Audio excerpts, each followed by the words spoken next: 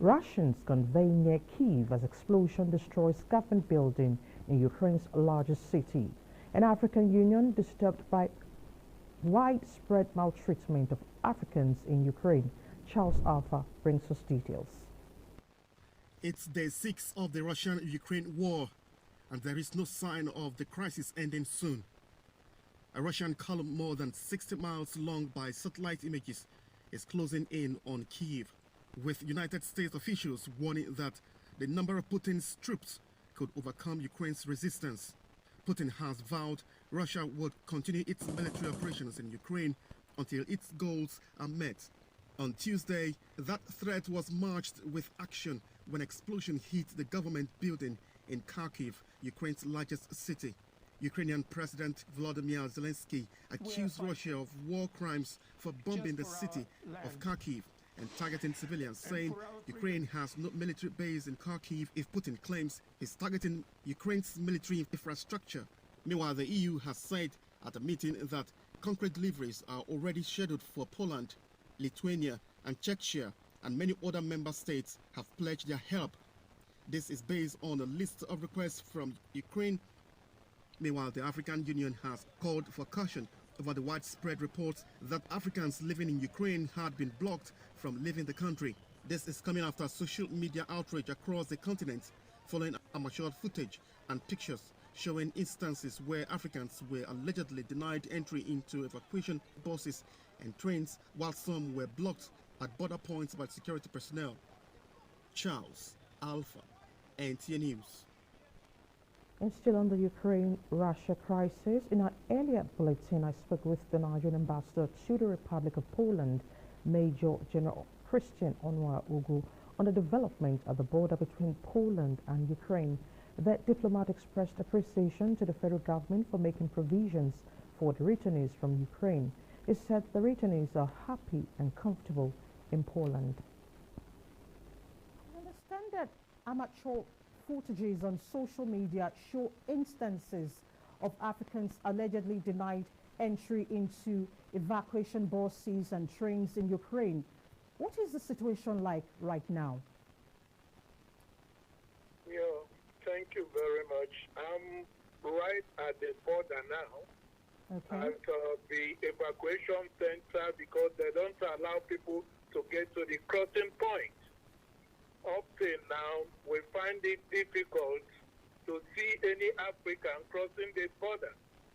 Their buses, they've been sending buses to the crossing point, only bringing the whites. And I'm waiting because they said in the midnight, that is the only time the black, the Africans, can be allowed to board their buses, to come to the evacuation center. This is the problem we've been having. I've been here for days, but luckily enough, our people are coming by train, sneaking away, trekking, so many kilometers to cross the border on their own. It is only the lucky ones that they are allowed to import, with the whites. That is the problem we are having. The problem is from the Ukrainian side. The Polish people are too good. Even at the evacuation center here, they gave bedding, they gave food and everything. But you hardly see blacks. You have one or two, or very few there. That is the problem we are having. And we've written to the Ministry of Foreign Affairs here in Poland to help us reach out to the Ukrainian bodyguards to allow the blacks to come out. And we've been waiting. Maybe in a few days when they finish bringing out the whites, our people will be out.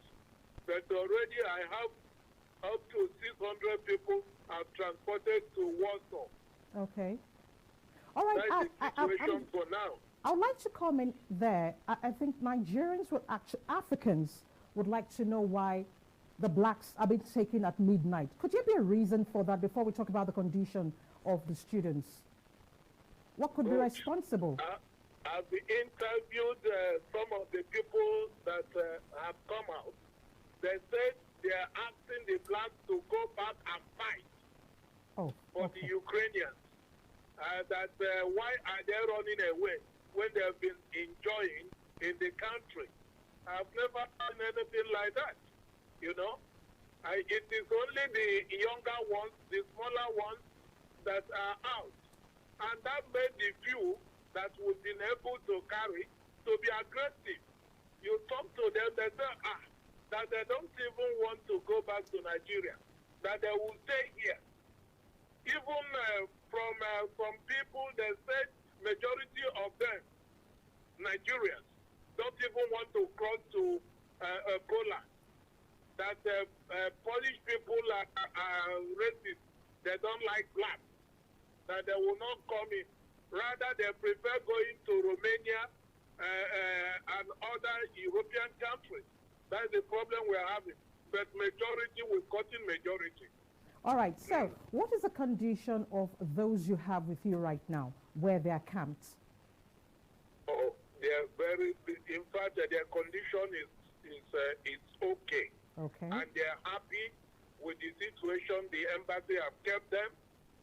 But the problem we are having is that majority of them say that they are not going back to Nigeria. That is the problem we're having.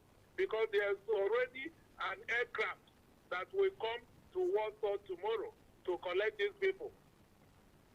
All right, we understand that the federal government has made arrangements to evacuate Nigerian students in Ukraine through Poland. Can you give us an update on these developments? Yes.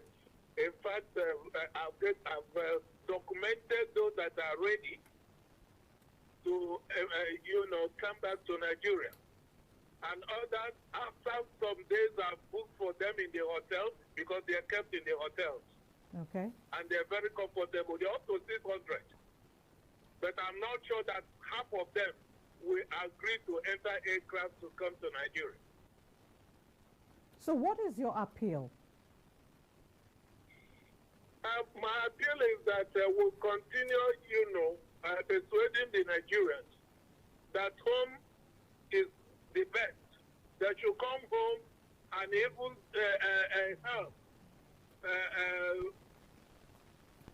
help themselves. Because here, they will not be comfortable here. Some say that they will look for asylum.